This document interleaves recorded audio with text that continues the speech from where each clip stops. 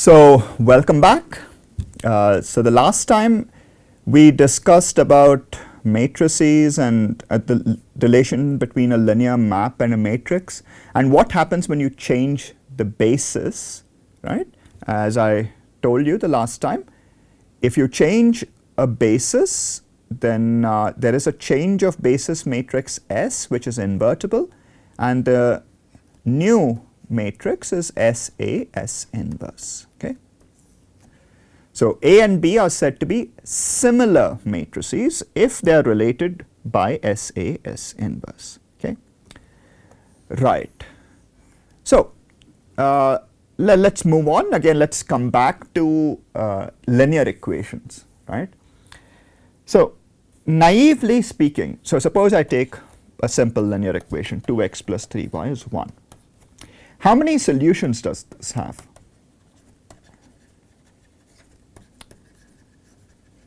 Well, how many, let's say, real solutions does it have?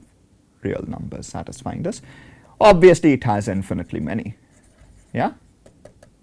Not only does it have infinitely many, there is one free parameter in some sense. In other words, every solution, if you can solve for y in terms of x, so it has infinitely many and it has one degree of freedom, if you will, one free parameter at your disposal. Okay. Now suppose I take 2x plus 3y equals 1 and 4x plus 6y equals 3. Now how many solutions does it have? This has 0 solutions. Why? Because if you take this equation and multiply it by 2 on both sides, you'll get 4x plus 6y equals 2, but this is saying it's 3. So these two equations are inconsistent. You're writing the same equation in another way, but in an inconsistent manner. Yeah? Now on the other hand, what if I take this? 6y equals 2. This is a rather silly thing to do. I've just taken the same equation and just multiplied it by 2 and I'm pretending it's a different equation. So how many will you have? You'll have infinitely many solutions again. Why? Because it's exactly this equation. I have not changed anything. I have not given you any new information by writing the second equation, right? What about, say, 2x plus 3y is 1 and x minus y is 0? This, I mean, so x equals y, and so 2x plus 3x is 1, so x is 1/5 and the same as y. So this has exactly one solution. In other words, if I have two equations and two unknowns, right, I can have three possibilities. I can have exactly one solution, I can have infinitely many solutions, or no solutions at all. So just because I have the same number of equations and unknowns does not mean I will have only one solution. Yeah, I can potentially have infinitely many too. Right. So this tells us that it is crucial to know the following point. That is, more generally, if I have a linear map between vector spaces, linear, right, it need not be surjective, right? It need not be surjective in what sense?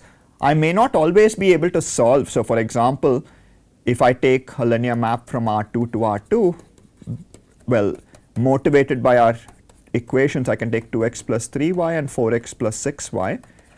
Obviously, this is not in the image.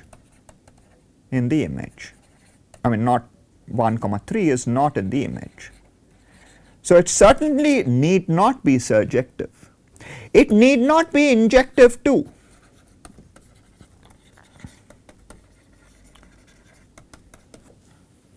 Why may it not be injective? For example, if I take again, say t1 and let's call this t2 of xy, actually it's the same as t1 of xy. Maybe I'll just write the same thing, 4x plus 6y. Notice that when this is equal to, let's say, 0, 0, you get infinitely many. 2x equals minus 3y. So x is minus 3y divided by 2. Y can be arbitrary, right? So it need not be injective either. Yeah. So this tells us that so the real question we want to ask is, if we want to solve this linear system of equations, how many solutions are there?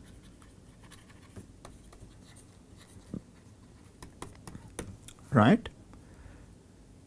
It may not have any solutions, it may have exactly one solution, it may have infinitely many solutions. Are these the only possibilities? And how would you know the answer to these sorts of things, right? So indeed, to that end, so notice that firstly, if T of V1 equals T of V2, that is if we attempt to study injectivity, okay, then T of V1 minus V2 is 0, if and only if, right?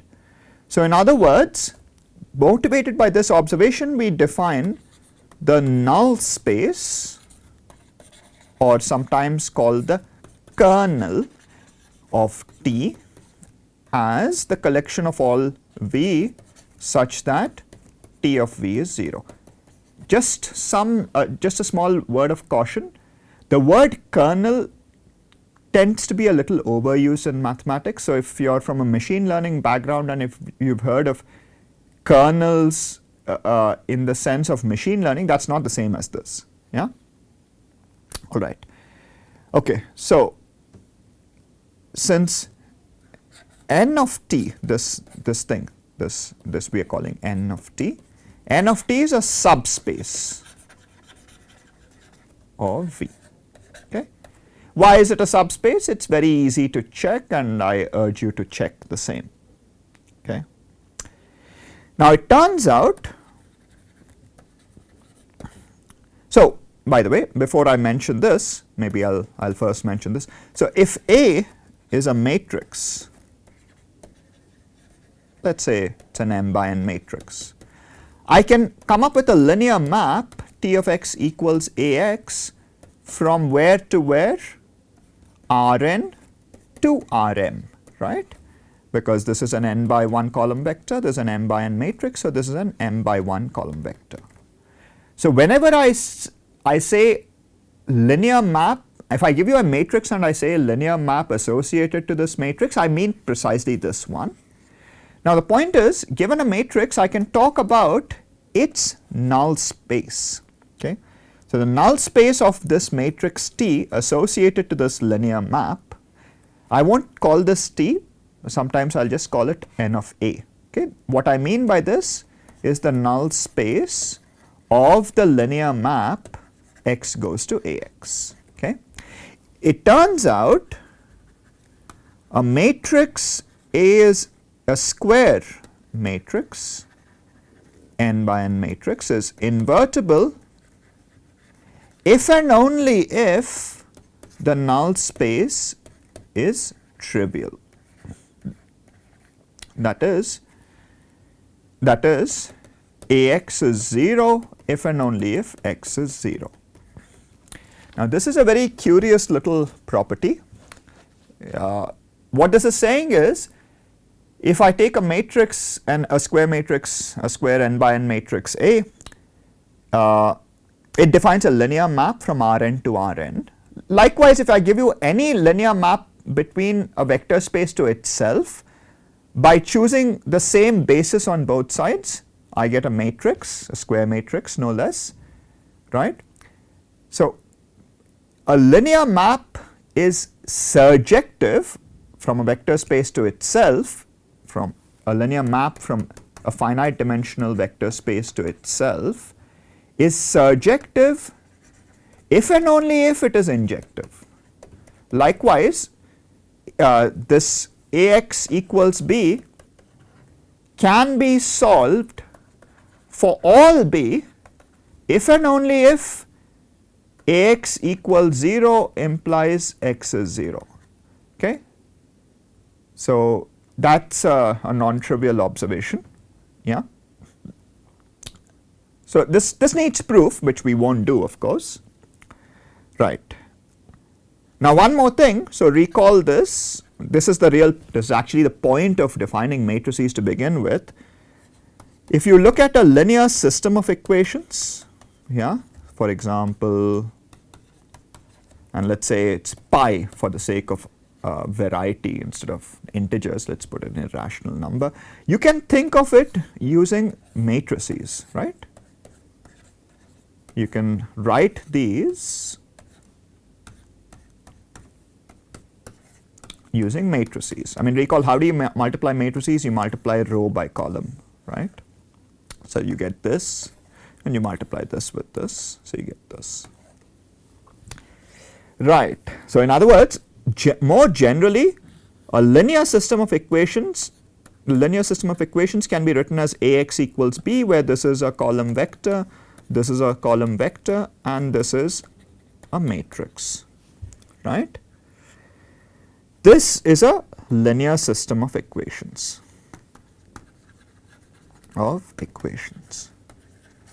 Now, a linear system of equations, as I mentioned, can fail to have any solutions. It can have infinitely many solutions. It can have exactly one solution, and so on and so forth, right?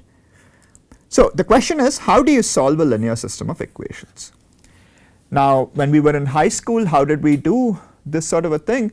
Well, we would have multiplied one equation by one number, another equation by another number, and we would have added, or let's say in this case, subtract the equation. So you'd get y plus 3z equals 20 minus 2 pi, right? And then solve for one of the variables and back substitute in one of the equations to get the other variable, right? So in other words, you solve for one variable, you back substitute, and you get another variable. And how do you solve for one of the variables? You are allowed to multiply equations on both sides by the same number. You're allowed to add and subtract them, right?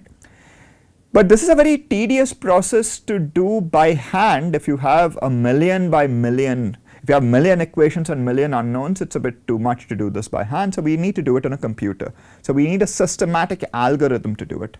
And not just for the sake of doing it on a computer, even to prove theoretical results, we still need a procedure to be able to solve this equation. And this is the famous Gauss-Jordan elimination technique that you learn in a course in linear algebra. So what is the Gauss-Jordan technique or algorithm or whatever? It's the Gauss-Jordan algorithm.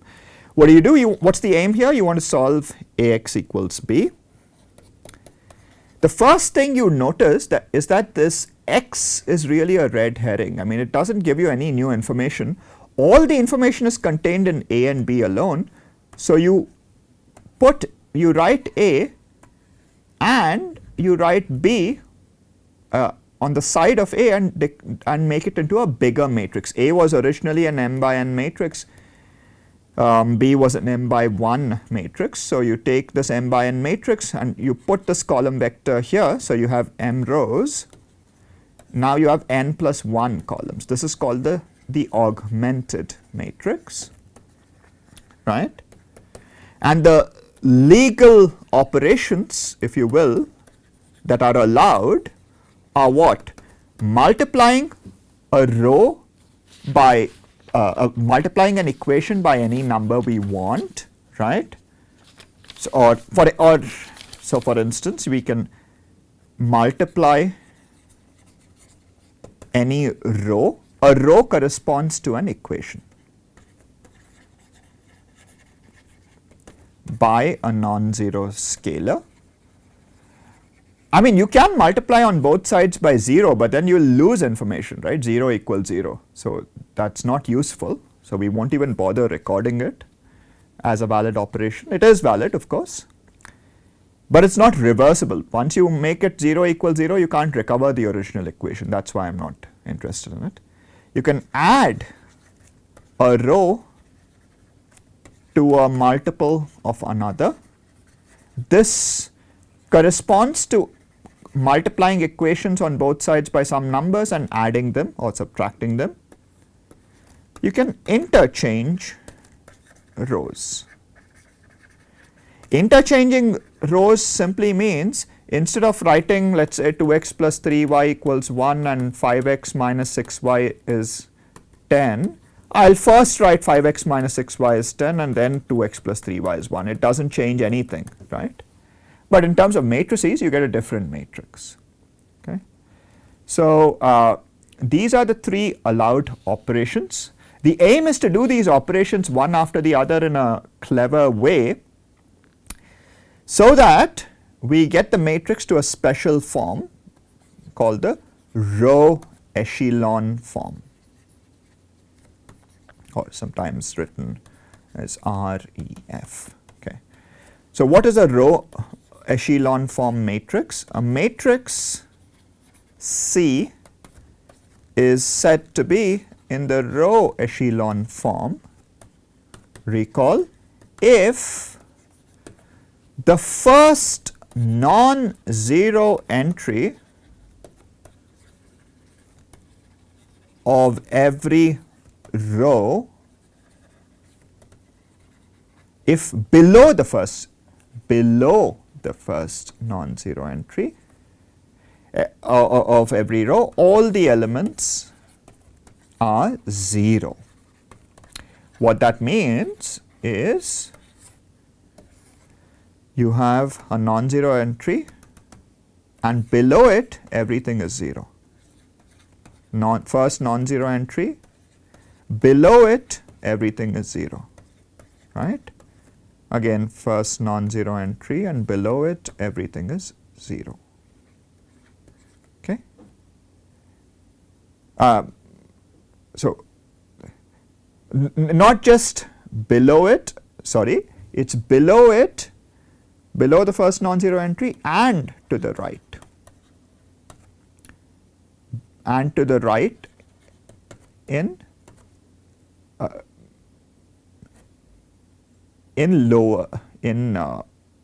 lower rows. What I mean is, you take the first non-zero entry, below it everything is 0, and the next non-zero entry will obviously start after this, right? But the point is, the non-zero entry after this must be towards the right of it. That is, the next one cannot be here. Okay? So a row echelon form is precisely of this form. You take the first non-zero entry, below it everything is 0, and below it and to the right of it. But below it everything is 0, and the next non-zero entry, maybe I'll write it, and the next non-zero entry is towards the right. The right. Okay. So that's the row echelon form. And by the way, typically the row echelon form, you normalize these non-zero entries to make them 1. It's not necessary, but it's convenient. Okay. You don't have to, you can leave them like this. This is also the row echelon form, but it's convenient to normalize them. So what's the point of bringing something to a row echelon form? Because if something is in the row echelon form, it's actually easy to solve the corresponding equations. So let me give you an example or two. So if I take this matrix, this is not in the row echelon form. Why is it not in the row echelon form? Below the first non-zero entry you have zeros, that's fine, but the first non-zero entry below it must lie to the right of it, so this is fine, but the first non-zero entry after this lies to the left of it, so it's not in the row echelon form. On the other hand, this is in the row echelon form, right? Now how does it help to be in the row echelon form? If you were to write it as equations, you would say it's 0 times x plus e times y equals whatever, b2, pi times x plus 2 times y is b1. From this you can solve for y and you can back substitute here to solve for x. That's the point of row echelon form.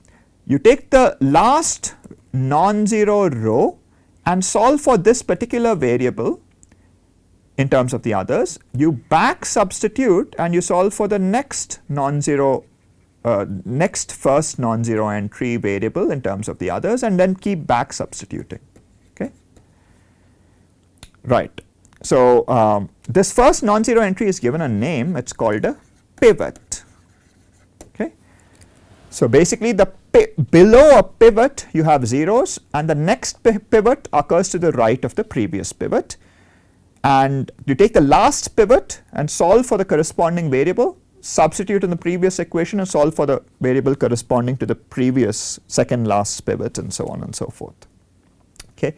Now the point is, the Gauss-Jordan technique, the algorithm tells you, the theorem if you will, is, by the way, the legal operations I mentioned earlier, they are called row operations.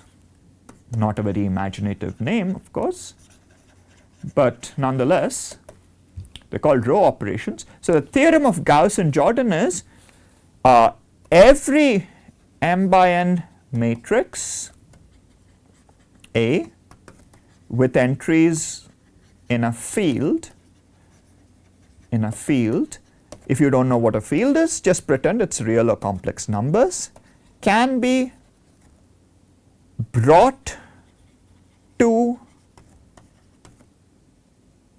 a unique reduced row echelon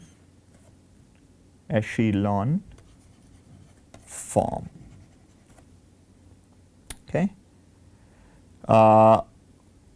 What does reduced row echelon form mean? It means it's the row echelon form, but each pivot is 1. Okay. So each pivot is 1. That's what reduced row echelon form means. Okay. So using row operations. Sometimes people can also state this as every m by n matrix can be row reduced to a unique row echelon, reduced row echelon form. Okay. RREF, which simply means it's row echelon except the pivots are 1. Yeah. You can always divide that particular row by the pivot to make it 1. Okay. And that is unique. There's only one such row reduced echelon form. Now the point is, the algorithm of Gauss and Jordan, that's the important thing. So what is the algorithm? How does one do this? Right? So the first step is identify the leftmost pivot among all rows. We'll do an example, then you'll understand better. Right. Okay. Identify the leftmost pivot among all rows. Suppose it occurs in the ith row. What that means is, let's say abstractly, suppose you have a matrix like this, let's say 0, let's say 0, 0, let's say 0. And let's say all of these are zeros. Okay. The leftmost pivot, this is a pivot, this is a pivot, this is a pivot, and so on. The leftmost one occurs here. Okay. So this is the ith row. In this case, I is 3.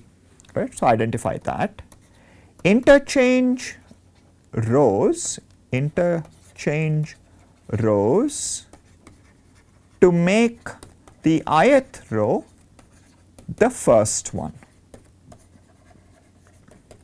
So you interchange rows and bring this to the first one. In other words, everything is the same except you're interchanging rows.